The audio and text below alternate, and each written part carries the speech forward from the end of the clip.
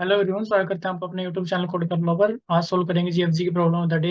सबसे पहले प्रॉब्लम की स्टेटमेंट पढ़ेंगे, फिर उसके प्रोज देखेंगे, उसको कोड करेंगे। और जो कोड करेंगे दोनों लैंग्वेज में करेंगे, सीपीपी में भी और जावा में भी। ठीक है जी, कोड का लिंक आपको डिस्क्रिप्शन में मिल जाएगा। और जो मेथड मैं यूज करने वाला हूँ वो मैं हैशिंग मेथड यूज करने वाला हूँ। ठीक है, ट्राई मेथड मैं नहीं यूज करने वाला हूँ, बताऊंगा क्यों नहीं यूज कर रहा हूँ। ठीक है, तो सबसे पहले की स्टेटमेंट देख लेते हैं अपने पास क्या गई हुई है। एक स्ट्रिंग S1 लिस्ट गिवन होगी, ठीक है, और एक S2 गिवन होगी, मतलब दो लिस्ट स्ट्रिंग की हमें गिवन होगी। You have to count the total number of strings in S two में हमें total number of string count करनी है, which is either a suffix और prefix of at least one string of S1। मतलब जैसे अब अगर आप इस कैट को देखो, ये कैट क्या है, यहाँ पर प्रेजेंट है, पूरी की पूरी प्रेजेंट है। ठीक है, सफिक्स पर कह लो, प्रीफिक्स कह लो इसको तो। और अगर इस डॉग की बात करें, ये हमारे पास क्या है, सफिक्स है। ठीक है, इसका। और इस रैट की बात करें अगर हम, रैट किसी की भी कोई ना सफिक्स है ना प्रीफिक्स है। तो दो कैट और डॉग, इसका आ गया आंसर अपने पास। ठीक है जी, और सिमिलर अपने पास ये एग्जांपल भी है जिसका आंसर अपने पास चाह रहा है। तो अब क्या करते हैं, एग्जांपल ये वाला लिखा हुआ है, ठीक है, इससे आपको समझा देते हैं किस तरह से हम हैशिंग यूज कर रहे होंगे। और ट्राई का भी मैं आपको हल्का सा बता दूंगा क्यों नहीं यूज कर रहे हैं। ठीक है, यूज करने सकते हो, आपकी मर्जी है, क्योंकि काफी चीजें आपकी सिमिलर रहने वाली है, इसलिए मैं यूज नहीं कर रहा हूँ। तो अभी एग्जाम्पल से देखते हैं हम मैं किस तरह से अपना जो है हैशिंग यूज कर रहा हूँ। ठीक है, हैशिंग में मैं क्या करूंगा, अपना कोई अनऑर्डर्ड मैप ले लूंगा, ठीक है, सिंपल अपना।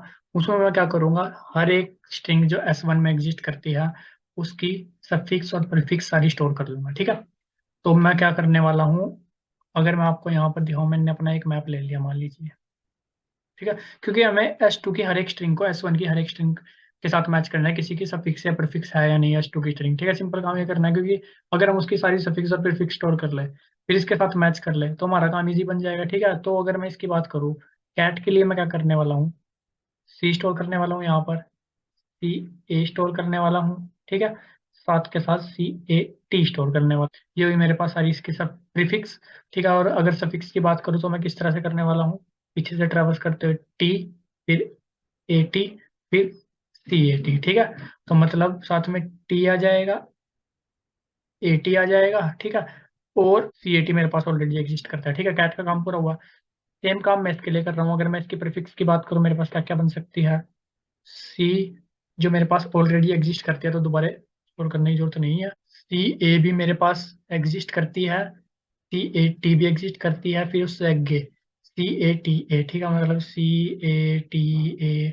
ठीक है, काफी लंबा मैं अपना मैप नहीं बना रहा हूँ, इसलिए आगे पीछे लिख रहा हूँ इनको। तो मतलब मैं सारों को इनको स्टोर कर लूंगा, इन सब की वैल्यू अपनी ट्रू इंडिकेट कर दूंगा। ठीक है, तो CATAN तो इस तरह से सारी सफिक्स प्रीफिक्स में स्टोर कर लाऊंगा। ठीक है, उसके बाद मैं सिंपल क्या करूंगा, बिल्कुल सिंपल कोड होगा अपना। इस S2 स्ट्रिंग वाले जो लिस्ट है उसको ट्रैवर्स करूंगा, इसमें से देखूंगा कैट, यहाँ पर चेक करूंगा क्या कैट मेरी प्रेजेंट है। प्रेजेंट है तो क्या कर दूंगा, आंसर को प्लस प्लस। ठीक है, फिर डॉग देखूंगा, डॉग मेरा कैसे आ जाएगा, जब आप इस वाली स्ट्रिंग की सफिक्स निकाल लोगे और इस पॉइंट पर आओगे, तो ये आपका डॉग की आपकी एंट्री यहाँ पर हो जाएगी ट्रू। ठीक है, सबकी एंट्री ट्रू करते चलूंगा मैं। और अगर इसकी एंट्री ट्रू हो गई, इसका मतलब ये प्रेजेंट है, जब डॉग आएगा तो फिर आपका आंसर फिर प्लस प्लस हो जाएगा, लास्ट में आपका दो रिटर्न हो जाएगा। ठीक है, ये सिंपल काम हम कर रहे होंगे। ठीक है, तो अब आप कहोगे यार आप ट्राई क्यों नहीं यूज कर रहे हो, तब तो मैंने ट्राई क्यों नहीं यूज करी। ठीक है, इसका मतलब ये नहीं कि भाई इंप्लीमेंट नहीं होगी, इंप्लीमेंट हो जाएगी, कोई ऐसी दिक्कत वाली बात नहीं है।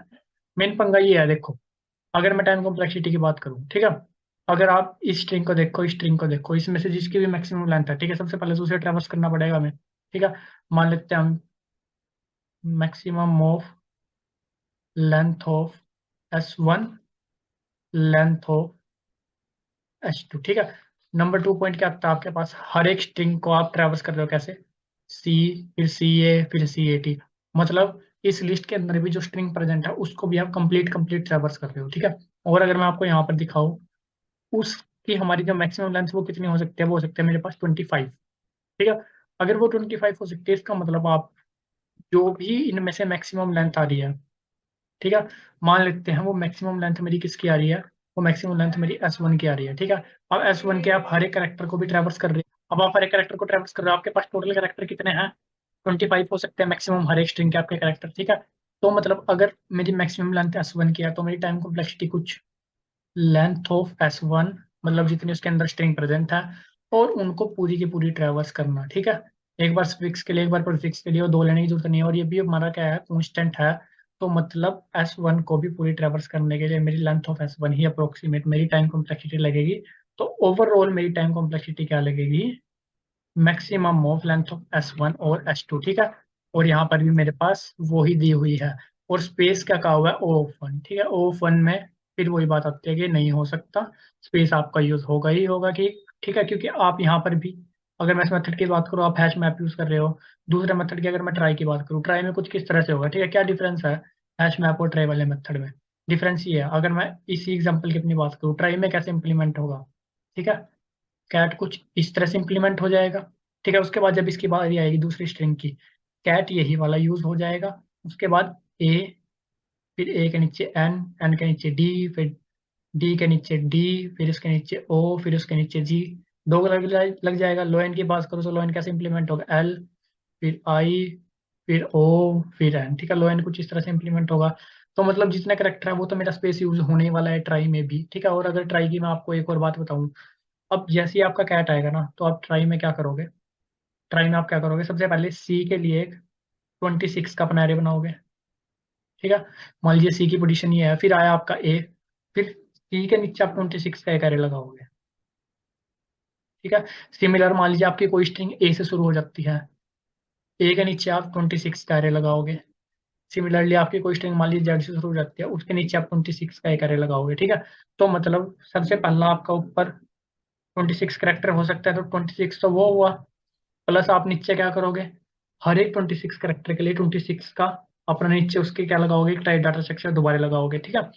तो वो क्या बनेगा, 26 क्रॉस 26, ठीक है। अब इनके नीचे भी अगर थर्ड करेक्टर आपके आते हैं, तो 26 के आप सारों के नीचे लगाओगे 26 क्रॉस 26 ठीक है। तो इस तरह से आपकी स्पेस कॉम्प्लेक्सिटीज में बनती है, मतलब आप एग्जैक्ट स्पेस कॉम्प्लेक्सिटी इसकी बता नहीं सकते, ठीक है। इसकी भी ठीक ठाक स्पेस कॉम्प्लेक्सिटी होती है।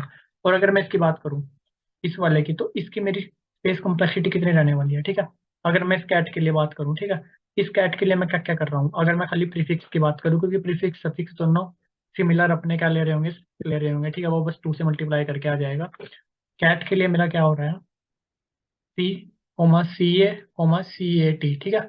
मतलब 1 2 3 4 5 6, 6 आप जो है अपने ब्लॉक्स ले रहे हो मेमोरी में, ठीक है। कैट की लेंथ आपकी कितनी है, 3 ब्लॉक्स आप कितने ले रहे हो, 6। ये इंडिकेट कर रहा है 1 को, ये 2 को, ये 3 को, मतलब 1 + 2 + 3, ठीक है।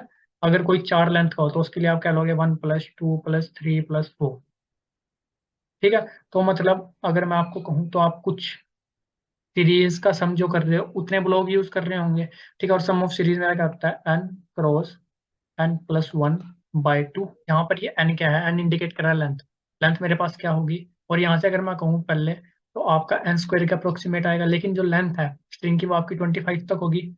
तो ये होगा आपका 25 का स्क्वायर। और ये चीज आप किसके लिए कर सकते हो, ये चीज आप कर सकते हो जितनी आपकी सारी स्ट्रिंग है हर एक के लिए प्रोसेस हो सकता है। तो S1 की जो लेंथ है क्रॉस 25 का स्क्वायर, ठीक है। आप चाहो इसको नेगलेक्ट कर भी सकते हो, अगर कंसीडर करना चाहो तो कर भी सकते हो, ठीक है। बाकी ये नेगलेक्ट हो जाएगा क्योंकि आपका कांस्टेंट स्पेस है ये। तो मैं कह सकता हूँ कि length of S1 will be my space complexity, और time complexity will be maximum of length of S1 comma length of S2, ठीक है।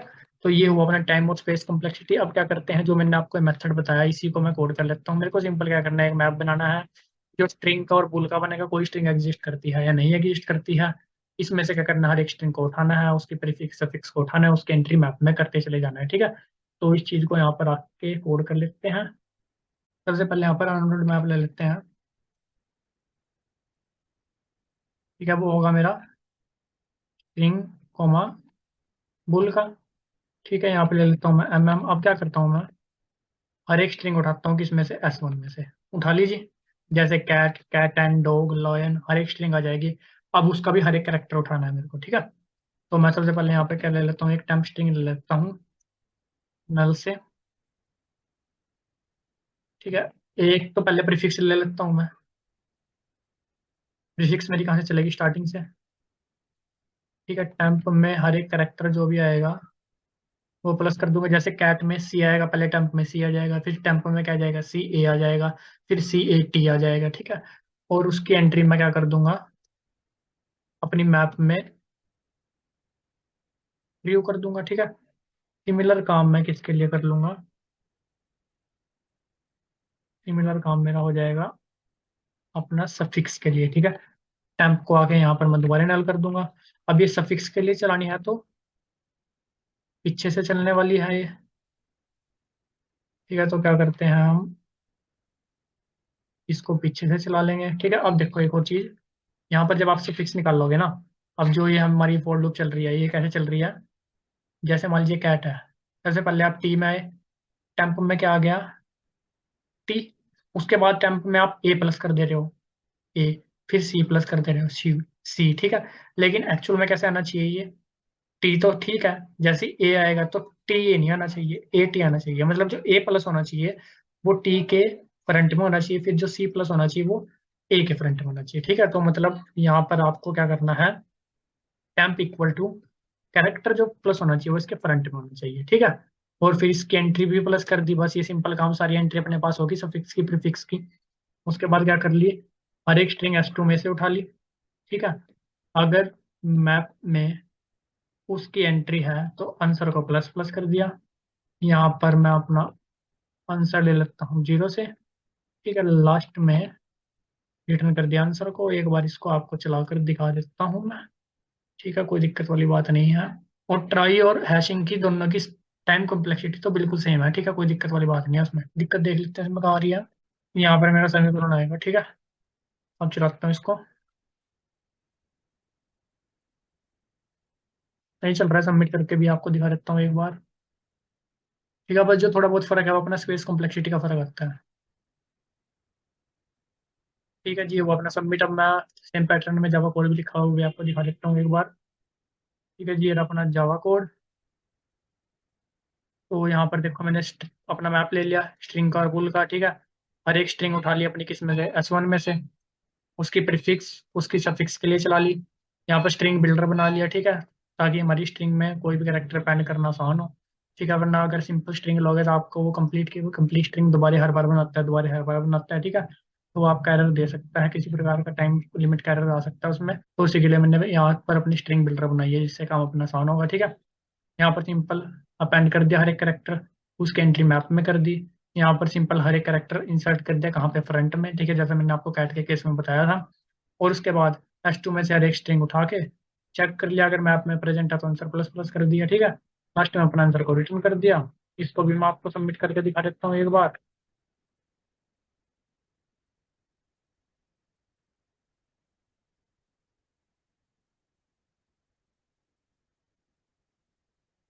ये भी अपना सबमिट हो गया गाइस। आई होप आपको प्रोसेस समझ में आएगी, कोड भी समझ में आएगा। कोड का लिंक आपको डिस्क्रिप्शन में मिल जाएगा, अपने इंस्टाग्राम और लिंक्डइन का लिंक भी मिल जाएगा, चाहो तो वहाँ जाकर भी कनेक्ट हो सकते हो। वीडियो अच्छी लगी तो लाइक से सब्सक्राइब कर सकते हो। मिलते हैं आपसे अपनी अगली वीडियो में, तब तक के लिए धन्यवाद।